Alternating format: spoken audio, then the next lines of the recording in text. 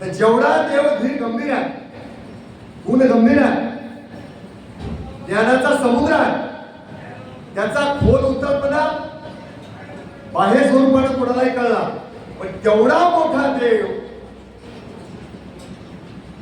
अनंत ब्रह्मांडाला व्यापलेला देव जर हृदयाच्या सिंहासनावर जर आला, लक्षात आलं की तर त्या देवाचं ज्ञान सहज कळते. किती ज्ञान आहे ते. म्हणून त्याला म्हणाला की माझ्या हृदयाच्या सिंहासनावर तुम्ही असायला पाहिजे, राहायला पाहिजे. आणि सभायंतरी म्हणजे तुम्ही मागे पुढे, जशी माय लेकराला मागं पुढे सांभाळते,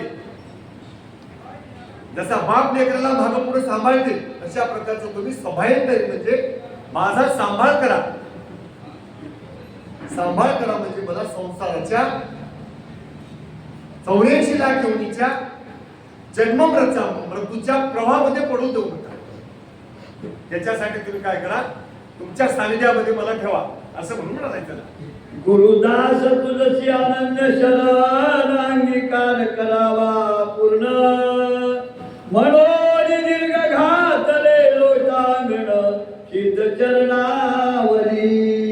आता गुरुदास काय केले की बाबा शरण गेले. शरण गेले म्हणजे कसे गेले? दीर्घ दंडवत घातला. दीर्घ दंडवत कशाला म्हणाव? बुडातून तोडलेलं झाड जसं झाड कोसळते, उभी केलेली काठी सोडून दिल्यावर जशी जमिनीवर पडते, तशा प्रकारचं महाराजांच्या पायावर मस्तक, कोपरं, गुडघे, छाती अष्टांग दंडवत घातला, साष्टांग दंडवत घातला. दीर्घ दंडवत. उभा टाकलेला प्राणी ढकलून दिल्यावर जसा पडते तसा पायावर दंडवत घातला महाराजांचा. कुणाच्या?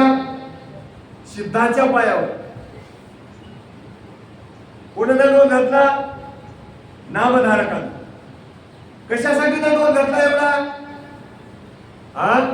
या जीवाच्या उद्धाराला जे ज्ञान लागते, जी भक्ती लागते, जे वैराग्य लागते, आणि काय केल्याने या जीवाचा उद्धार होते ते प्रक्रिया विचारण्यासाठी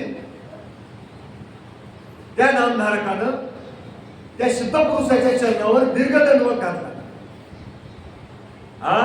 आणि दीर्घ दंडवत घालून आता महाराजाला काही विचारण्याचा प्रयोग करणार आहे. तो त्याला तुझे भजना वाचोनी गोड आणि कमजशी नसे आवड, समरण ध्यान हे चाळ सदैव वसावे हृदयी. तुझ्या भजनाच्या विषयाला सोडून दुसरं काय मला आवड वाटू नये, गोड वाटू नये. सदैव रात्रंदिवस माझ्या मुखामध्ये तुझं नामस्मरण असावं, आणि त्या नामाच्या अनुसंधाने त्याचा धागा पकडून रात्रंदिवस तुम्ही माझ्या हृदयाच्या ठिकाणी असावे. हृदयाच्या ठिकाणी असावे याचा थोडक्यात मी तुम्हाला भावार्थ सांगतो. याच्यावर कधी चर्चा झाली नाही मला. देव काय हाडाचा, मांसाचा, रक्ताचा नाही. देवाला काही तोंडामधून गिटकून इथं नेऊन ठेवता येईना. देवाला काही तर हृदय फाडून नेऊन ठेवता येईना. देव नामानं रूपानं रंगलेला आहे, आणि देवाचं नाम सदैव ज्याच्या जिभेवर आहे, देवाकडे पाहण्याची ज्याची दिव्य दृष्टी झालेली आहे, आणि ज्याचं हृदय इतकं विकसित झालेलं आहे, हृदयाच्या सिंहासनाच्या पाकळ्या अशा प्रफुल्लित झालेल्या आता, आणि वरून नामाची धार पडत आहे, याचा अर्थ देव हृदयाच्या सिंहासनावर आहे. दृष्टी त्याच्याकडे खेळलेली आहे. वाचेमध्ये नाम आहे. श्रवणाला नाम स्मरणच गोल लागते. आणि ज्याचं हृदय सगळं प्रफुल्लित झालेलं आहे, नामानं रूपानं देव त्याच्या हृदयाच्या सिंहासनावर विराजमान आहे. अशीच प्रक्रिया सदैव राहावं. सदैव म्हणजे सर्व काळ राहावं, याच्यामध्ये बदल होऊ नये. आपलं कसं राहते, सप्त्यात आल्या प्रफुल्लित होता. आता बघा, कोणती कोणती घराकडे गेल्या, आपल्या पाकळ्या भेटून जातात, दुसऱ्या पाकळ्या खुलतात. कशाच्या? संसाराच्या कामाच्या. स्मरण ध्यान विसरून जाते. त्याला सदैव म्हणतात, त्याला कवा भावा म्हणतात, त्याला नैमित्तिक म्हणतात. नित्य नव्हते, आता नैमित्तिक म्हणतात. सप्ताहाला जसं आपण सणवार आले तर गोड धड करून खाता की नाही, तसं सप्ताह आला की देवदेव करतात. सप्ताह संपला, ज्याला संसार सुरू आहे असं नको म्हणाला त्यानं. याच्यावर एक सोपा प्रयोग सांगतो. असं कसं होते म्हणतात माणसं, त्याच्यामध्ये सोपी वाट पाऊल वाटकाली संत लोकांना. धंदा कराव प्रपंचाचा, आणि धावा कराव देवाचा. काम करू नये असं नाही, काम करावं प्रपंचाचं आणि नाम स्मरण कराव देवाचं. जे म्हणताय ते सांगतो तुम्हाला. आपण धंदा कराव संसाराचा, आणि गाणं म्हणाव देवाचं. बरं का? आपण काम करता परमार्थाचं, ऐका तुम्ही, आणि गाणं म्हणता संसाराचं. उलट होते. संसाराचं गाणं म्हणायचं नाही, गाणं म्हणायचं देवाचं, धंदा करायचा संसाराचा.